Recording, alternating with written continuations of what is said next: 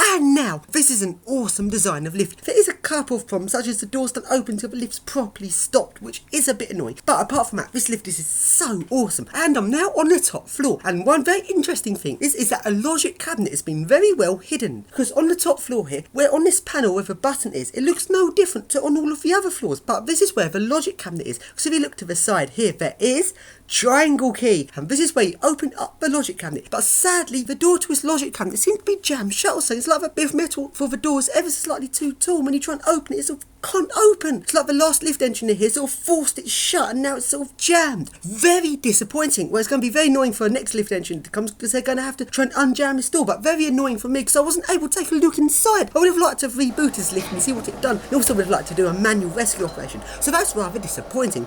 And now let's open up this lift and take a look at the lift shaft. Very dark in here. Can't really see that much because there's a bit dark in here. There's actually no light switch up on the top floor in the lift shaft, which is a bit of annoying since there's an MRL and this is the floor where a logic cabinet is. You would expect a light switch, but with a lot of lifts there is a light switch right down on the lowest level of the lift shaft. So let's go down to the bottom floor and see if it's a light switch. Let's go!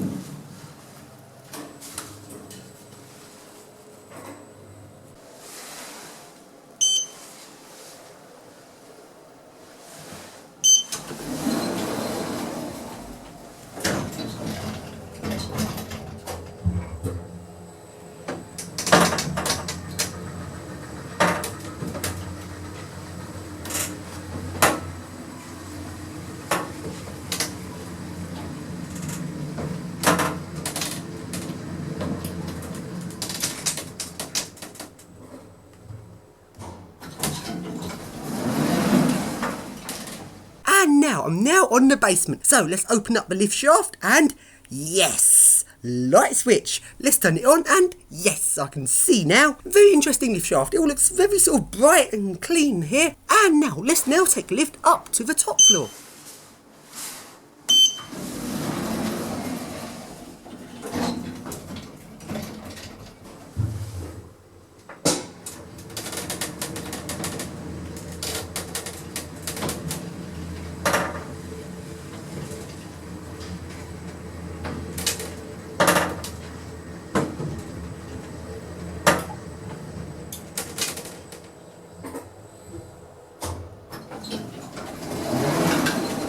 now let's open up the lift again, and here is the lift shaft. Very well lit, which is very typical of modern day lifts. Very nice, it's a very bright, clean, modern lift shaft. So then let's now take a look on top of the lift. And one very interesting thing is that this lift also has belt cables, very similar to the Otis Gen 2. Looks like Schindler's copied Otis's design. And now let's take a ride on top of this lift. Firstly, in manual mode. Another interesting thing is there's no go button, because in the UK you'd have to press go and the direction you're going to make the lift move. On this lift you just press the direction you're going, which is quite odd. So then let's now go up and take a closer look at the motor.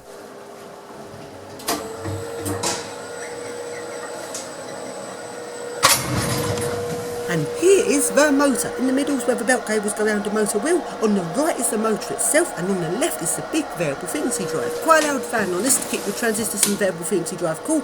And now let's take a ride on top of this lift at full speed. So then put it into automatic mode. Nope, it doesn't move. Because on the Schindler MRLs, when you put them from manual back into automatic, they usually go all the way down to the lowest floor, then they go back into service again. So then we need to trick the lift into thinking I've got off. So put it back into manual mode. Open up the door, put it back into automatic mode, close the door, and we're off.